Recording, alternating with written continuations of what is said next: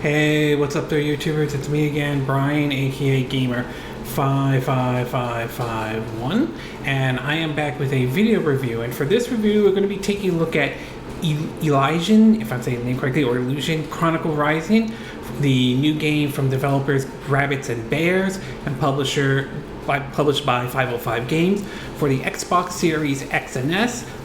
This is being played on the Series S via Game Pass, and also I tried out the Nintendo Switch version though, and the game's also available on the PS4, PS5, Xbox One, and PC via Steam or whatever PC storefront you use though. And if you're interested in any gameplay footage, I'll have a link down in the description down below, or you can click on the card that will appear up on this video though. Now, when Eiyuden Chronicles 100 Heroes was originally announced, this was a game that was announced as a Kickstarter, being developed by some of the folks who worked at Konami. I think they worked on the series called Sudoku or something. Again, I'm not saying that name correctly though. Now, at the time when the game was announced, it was going to come to multiple different platforms. One of them was, although a Nintendo system, they dubbed it as Nintendo's Next System at the time because they weren't really sure if the game was going to be coming to the Nintendo Switch or not due to certain technical issues, which to me sounded a little bit odd because of considering the fact that it runs on the Unity engine and basically the Switch does support Unity. Well, during the announcement of this game, they announced a prequel to it called Rising, or Eiyuden Chronicle Rising, that acted, like I said, as a prequel to the 100 Heroes and all. And this was announced to multiple systems, including the Nintendo Switch. Interestingly enough, they talked about how progress you make in this game will pass over to, some stuff will pass over to 100 Heroes, which was interesting at the time because people didn't know if this game, if 100 Heroes was coming to the Nintendo Switch or not. Obviously it is now though, but at the time no one really knew about it.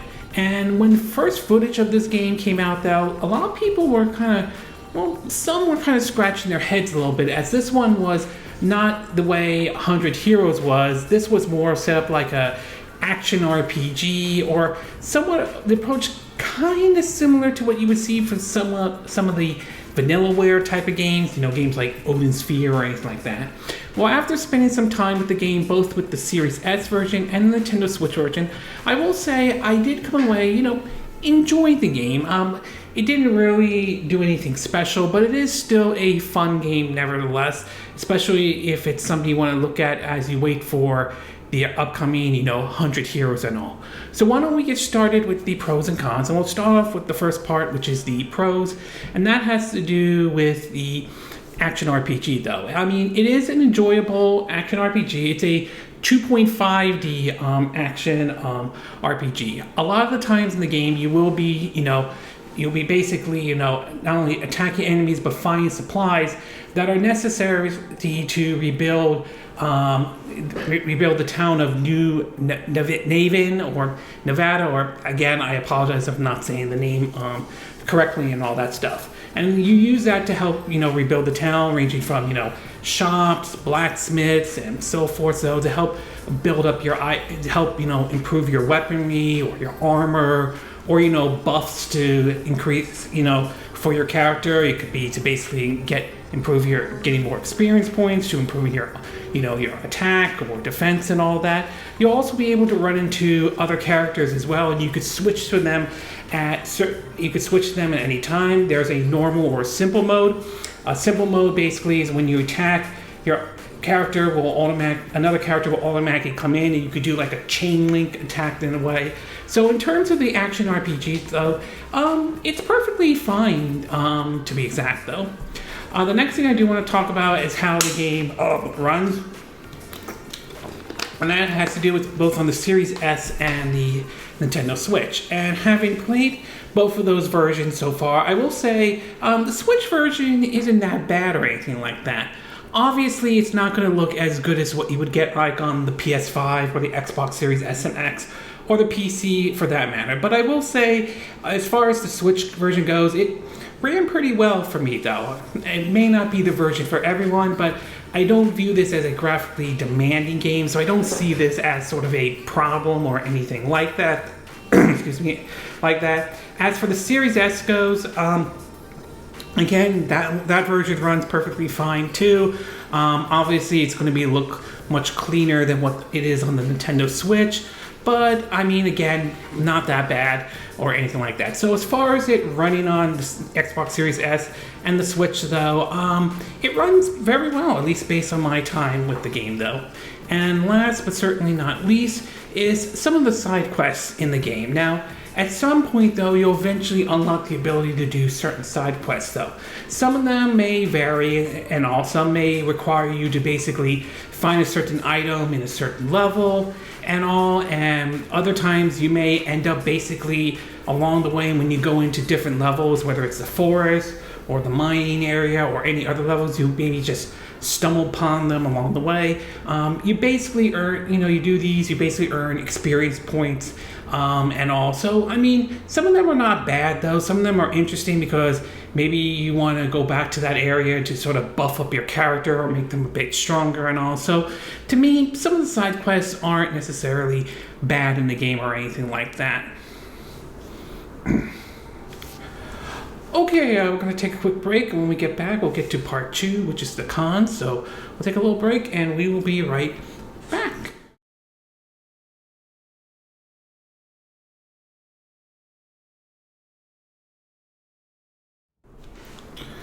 Okay, and we are back with part 2 of my video review of Eiyuden Chronicle Rising, again, if I'm saying the name correctly, for the Xbox Series S and the Nintendo Switch. So now that I gave you the pros, why don't we get started with the cons. Now, this one's a continuation from one of the pros that I mentioned about some of the side quests and that they aren't bad, and I still stand behind that, though, that the side quests aren't necessarily bad. But at the same time, they're not really all that exciting either, though. The majority of the quests, at least based on my time with the game, have been mostly what you would consider fetch quests, to be exact, though. I mean, like I said, they're not bad, but most of them is just go get this to build this in terms of build this part of the town and all that stuff. So it's nothing really exciting. I mean, yes, you'll get in-game currency, some experience points and all that stuff, but it's nothing really exciting to like write home about or anything like that. The next thing in terms of the town, next thing is part of the cons. It's basically that the whole theme around the game is basically rebuilding this town and all. And the thing is, to me, while some of it is a side quest or anything, I just feel like that's just basically the main quest of the game. Yet your goal is to basically to rebuild this town.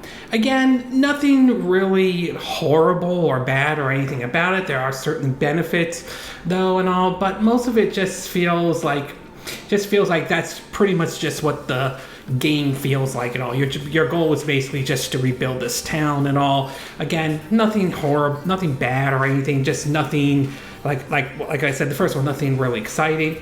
And last but not least has to do with the frame rate in the game. While the Xbox Series S, the version I played out on the VI Game Pass, runs at 60 FPS, the Switch version runs at 30 FPS, and you can really see the difference between the two. While that doesn't make the Switch version bad or unplayable, though, I've been able to play the Switch version just fine without really any issues, though. It is a little bit unfortunate with the Nintendo Switch version that they didn't try to make it run at 60 frames per second, or at least have the option to maybe lower the resolution to get the game running at 60 FPS, considering that I wouldn't consider this a graphically demanding game or anything like that, though. So that part I will say is a little bit unfortunate, though. Again, it doesn't ruin the game necessarily, and 30 frames per second isn't necessarily bad, but I won't deny 60 frames per second is the better choice and all. Overall, I would say Eiyuden Chronicles Rising, though, it's not a horrible game. It's nothing really special to write home about, though. At its best, though, basically the action RPG mechanics are enjoyable. I do like the 2.5D visuals to the game, to be exact, though. It runs well on the Nintendo Switch and even on the Xbox Series S, based on my time playing both of those versions. And like I said, the side quests aren't necessarily bad. At its worst, though, there's nothing really exciting ranging from the side quests or the whole idea of basically you're just rebuilding this whole town though. And while 30 frames per second on the Nintendo Switch isn't necessarily a bad thing, though, it is a little bit unfortunate they couldn't get it to run at 60 frames per second like how it was on the Xbox Series S. And I would have liked to see loved to see a graphical option at the very least to maybe lower the resolution a little bit to make the game run at 60 frames per second. But in either case, though, this isn't necessarily a bad game at all, though. It's going to be a little bit different than when 100 Heroes, which comes out next year and all that stuff. But, I mean, it's an alright game and all. So it's certainly worth, if you have Game Pass, it's worth taking a look at, see if it's worth your time and effort. Supposedly, I think it's going to be one of those games you compete this. You'll maybe it ties into 100 Heroes when that comes out next year and all. So, I mean, it's worth taking a look at, especially if you have Game Pass or not, and you want to make sure, wondering if this game is worth your time or not. So, overall, I would say it's not a bad game. It's fun. It's still fun and enjoyable. It's just nothing special or nothing to basically write home about or anything like that. Okay, this concludes my video review of Eiyuden Chronicle Rising for the Xbox Series X and S, Xbox Series S, and on the Nintendo Switch. And again, these are my opinion. What are yours? What are your thoughts about Eiyuden Chronicle Rising? Do you think it's a good game? Do you think it's a bad game? Though, assuming you're picking it up, have you decided to pick it up on Game Pass? Did you decide to pick it up on the Nintendo Switch or, the PS4, PS5, or, PC to be exact though? Does this make you excited for 100 Heroes, which comes out next year, or doesn't though? Do you agree with what I said in this video? Do you disagree? Do you have a difference of opinion? As always, sound off in the comment section below. Let me know what you think. And if you do like this video, I hope you hit the like button. I will appreciate it. And I hope you do subscribe to my YouTube channel. If you do, make sure you hit the bell icons for notifications of any new videos I put up. Also, feel free to share this video if you want to, and feel free to donate to my channel if you like. You could do it through PayPal, me, or Patreon. Links will be in the description of this video, assuming you watch this on YouTube. And I will see you again next time when I do another video. Hopefully that'll be soon. Until then, from Southern California, I wish you all a good day then. Bye!